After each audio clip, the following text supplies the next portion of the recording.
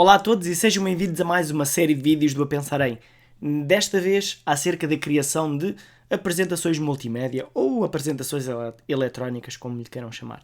Portanto, ao contrário de outros vídeos que eu tenho feito, este surgiu especificamente devido ao pedido de algumas pessoas que seguem o canal e, portanto, agora que tenho um tempinho livre, lá decidi fazer esta série sobre a criação de apresentações em PowerPoint. No entanto, eu não queria ficar por aí. Além de falar da aplicação PowerPoint, também gostava de focar pelo menos mais uma aplicação para criar apresentações multimédia. E antes de começar com essa parte mais técnica, eu gostaria de falar também um pouco da parte mais, chamemos-lhe pedagógica, acerca das criações de apresentações multimédia. Antes de mais, é muito importante referir que eu não sou um super especialista do assunto, portanto, tenho alguma formação na área, mas muitas destas coisas vêm da prática do dia-a-dia e do senso comum. Portanto, esta é apenas uma ajuda que eu dou a quem quer começar a criar uma apresentação com mais qualidade. Se quiserem continuar a ver este tipo de vídeos, partilhem com os vossos amigos que saibam que podem gostar destes vídeos. Deem algum feedback através dos comentários. Subscrevam o canal do YouTube. Portanto, é uma boa maneira de mostrarem o vosso amor por estes vídeos. Bom, então, começando aqui no que interessa.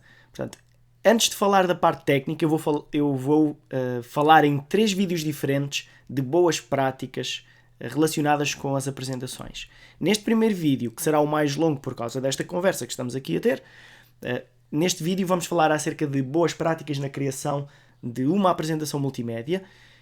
No segundo vídeo, boas práticas na preparação da apresentação, ou seja, antes da criação. E, finalmente, boas práticas durante a apresentação em público. Então, começando aqui, falando de uma forma muito rápida acerca do que é uma apresentação multimédia, porque até agora eu estou a partir do princípio que sabia o que é, mas podem não ter bem a noção do que é. Então, basicamente é um recurso informático que nos ajuda a nós a mostrar a um determinado público uma ideia, ou ensinar-lhes qualquer coisa, ou falar de qualquer coisa, para nos auxiliar, para termos alguma coisa para mostrar enquanto vamos falando.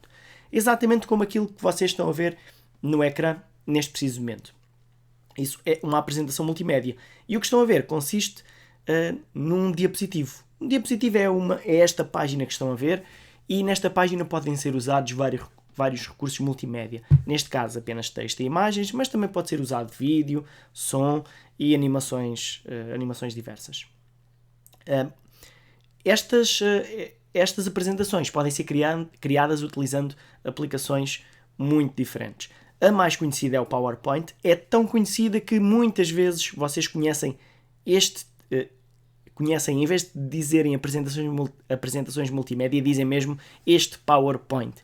Portanto, o nome disto não é um PowerPoint. O PowerPoint é a aplicação em que fazemos. Da mesma forma que não chamamos a um documento de texto um Word. Portanto, é um documento de texto feito no Word. Mas existem mais aplicações. O Impress do LibreOffice, o Prezi, que é muito diferente destes dois anteriores, e também o Keynote da Apple. São aplicações que servem para criar apresentações multimédia. Algumas são parecidas entre si, outras nem por isso. Agora a questão é difícil criar uma apresentação multimédia? Não. Criar a apresentação em si é muito fácil. A pergunta certa devia ser: é difícil criar uma boa apresentação multimédia? Aqui às vezes já é mais difícil, porque já envolve seguir uma série de indicações para não cometermos alguns erros na criação da apresentação. E então é disso mesmo que nós vamos falar. Então, começando por o que é que deve ter cada diapositivo, portanto, cada página destas. Principalmente, devem ter atenção que cada diapositivo deve focar apenas uma ideia, uma mensagem. Portanto, não tentem colocar no mesmo diapositivo muitas coisas diferentes, porque acabam por misturar provavelmente alguns conceitos, e não vale a pena porque podem dividir perfeitamente em vários diapositivos. Pagam o mesmo. Depois, nesses diapositivos, ter apenas o texto essencial. Não é preciso entrar em muitos detalhes no texto que está escrito, porque grande parte da apresentação vem da cabeça do próprio apresentador, tal e qual como eu estou a fazer agora. O que eu estou a dizer neste preciso momento não está escrito no diapositivo. O que está escrito no diapositivo é apenas o texto essencial. E a partir daí deverá ser o apresentador que desenvolve essa ideia. Depois, tentar utilizar alguma variedade de conteúdos. Utilizar esquemas, imagens e outros recursos multimédia como som, animações, vídeo. Portanto, há muita coisa. Portanto, importante a variedade. E também a sobriedade. É importante falar disto porque muitas vezes variedade, quando falamos em variedade, começamos a pôr tanta coisa que fica algo muito confuso e com um ar pouco profissional. Então devem tentar manter esse ar mais profissional, portanto, mais sóbrio nesta apresentação. Aqui um pequeno exemplo errado de algo que não se deve fazer, não é? É ter ali muito texto na mesma página e focar ali várias ideias diferentes, que mesmo sem perceber o que é que lá está escrito, dá para perceber logo que aquilo seria uma grande chatice seguir aquele diapositivo. Portanto, a evitar. De seguida, que cuidados é que devemos ter com o texto? Portanto, devemos tentar usar tipos de letra mais sóbrios, sem serifas. As serifas são aquelas pequenas perninhas que saem dos textos, como por exemplo no Times New Roman, que fica muito bem no documento de texto, mas numa apresentação multimédia pode dificultar a leitura para quem está muito distante da apresentação. Devemos destacar partes importantes com negrito e sublinhado. E aqui eu queria reforçar que isto não são regras, são indicações. Por exemplo, destacar partes importantes, eu nunca faço aqui nesta apresentação. Portanto, nada disto é obrigatório. Devem usar também o vosso senso comum para perceberem o que é que devem usar ou não em cada apresentação. Em relação ao tamanho, o tamanho da letra deve ser suficientemente grande para poder ser lido à distância. Muitas vezes as condições de leitura vão ser más por causa de iluminação, portanto, têm de usar tamanhos e cores de letra, que deem para ler bem à distância.